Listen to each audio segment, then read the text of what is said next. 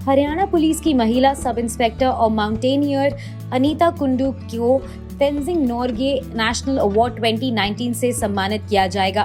Tenzing Norgay national adventure award को adventure sports के लिए भारत का सर्वोच्च राष्ट्रीय पुरस्कार माना जाता है। 29 अगस्त को खेल दिवस के मौके पर अनीता को ये सम्मान दिया जाएगा। उनको यह अवार्ड लैंड एडवेंचर कैटेगरी में दिया जाएगा। माउंटेनियर अनीता कुंडू की अचीवमेंट्स की बात करें तो उन्होंने नेपाल और चीन दोनों ओर से माउंट एवरेस्ट को फतेह किया है। अनीता ने 2013 में नेपाल के रास्ते और 2017 में चीन के रास्ते माउंट एवरेस्ट को फतेह किया था।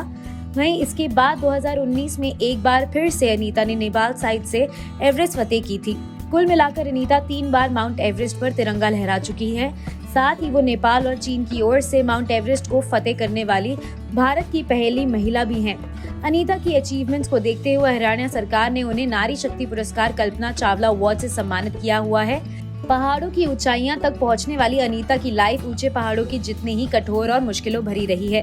अनीता बताती हैं कि जब वो मात्र 13 साल की थी तो उनके पिता का देहांत हो गया था, पर उन्होंने हिम्मत नहीं हारी और अपनी पढ़ाई और खेल जारी रखा और वो आज करोड़ों युवाओं के लिए प्रेरणा बन गई हैं। मैं एक ऐसे परिवार से आती हूँ जहाँ पर एक आम किसान परिवार, जहाँ पर कोई पढ़ा लिखा नहीं है, कोई रास्ता बताने वाला नहीं है और मेरी जो परिस्थितियाँ रही हैं, जो मेरा क्षेत्र है वहाँ पर इतना विकास नहीं है, इतने पढ़े मतलब कि आज से 20 साल पहले की अगर मैं बात करूँ इतनी सुविधाएं नहीं थी जो आज जो सुविधाएं होगी है। आज इतनी ऐड, आज इतने हमारे पास सिस्टम हो गए हैं, आज मोबाइल का ज़माना आ चुका है।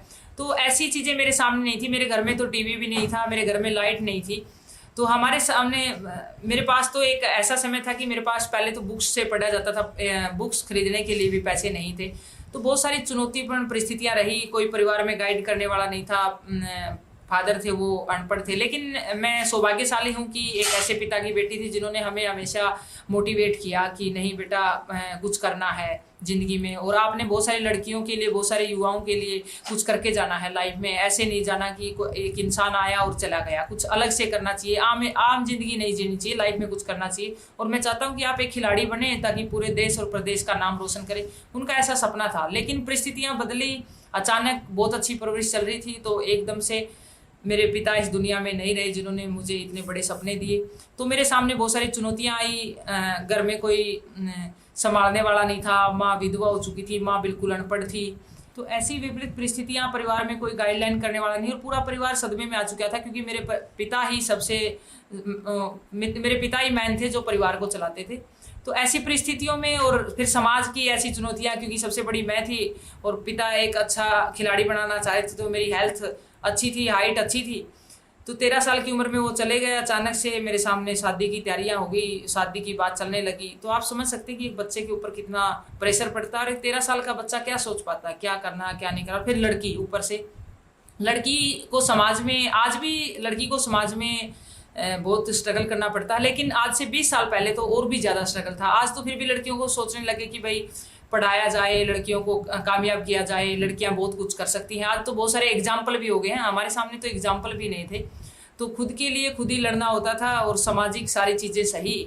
आप समझ सकते हैं कि कैसी परिस्थितियां रही और आर्थिक सामाजिक बहुत सारी चुनौतियां रही। उसके बावजूद भी बस एक ही मेरे पिता ने बात सिखाई थी कि बेटा कैसी भी परिस्थितियां हो, हमें लड़ना है और हमें रुकना नहीं है। और परिस्थितियों से लड़के ही तभी इंसान कुछ हासिल कर पाता है। तो हमेशा कभी ये मत सोचना कि मेरे पास ये नहीं है, वो नहीं है। इन्हीं चीज़ों में हमें कुछ पैदा करना है, यानी मिट्टी में मिलके ही मिट्टी होकर ही कुछ चीज़ पैदा की जाती है। कभी ऐसा नहीं है कि भाई आपको विशेष चीज़ दी जाएगी तभी आप कुछ कर पाएंगे। तो उन्होंने हमें हमेशा मोटिवेट किया और एक अच्छी शिक्षा दी जिसकी बदौलत आज मैं इस मुकाम पे हूँ। एक ऐसे गेम से फाइट करती हूँ जहाँ पर कि हर समय चुनौती ही रहती है।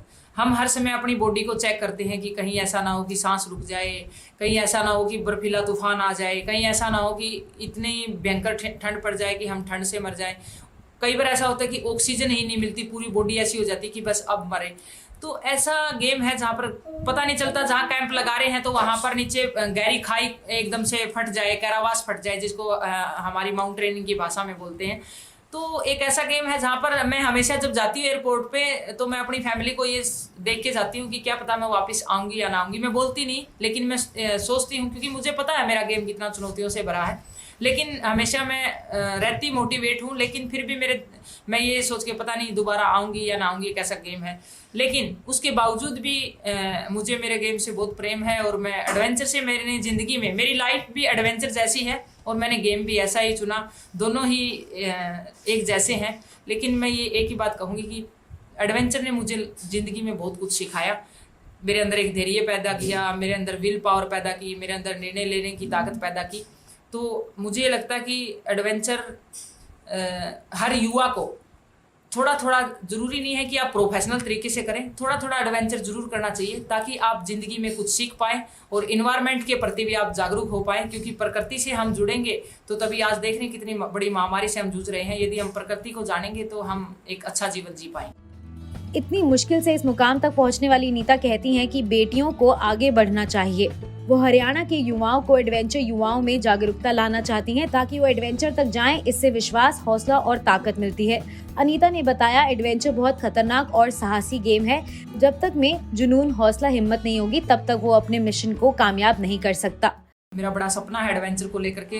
जब एडवेंचर की शुरुआत की मैंने, तो यहाँ पर कोई नहीं जानता था। मैंने स्कूल कॉलेजों में जा करके, मैं मोटिवेशनल स्पीकर भी हूँ, तो मैंने बहुत सारे प्रोग्राम किए हैं ताकि मैं युवा को इसकी तरफ उनका ध्यान आकर्षित कर सकूँ और ताकि मैं एडवेंचर को भी बढ़ा पाऊँ। और मेरा सपना है कि मैं एडवेंचर को हर बच्चे तक लेके जाऊं ताकि हर बच्चा ट्रैकिंग या क्लाइंबिंग, राफ्टिंग, कोई भी ऐसा एक्टिविटी करे जिससे उसका आत्मविश्वास जगे और वो किसी भी फील्ड में कामयाब हो। आज अनीता की इस कामयाबी पर सिर्फ उनके परिवार को ही नहीं बल्कि पूरे देश को उन पर गर्व है।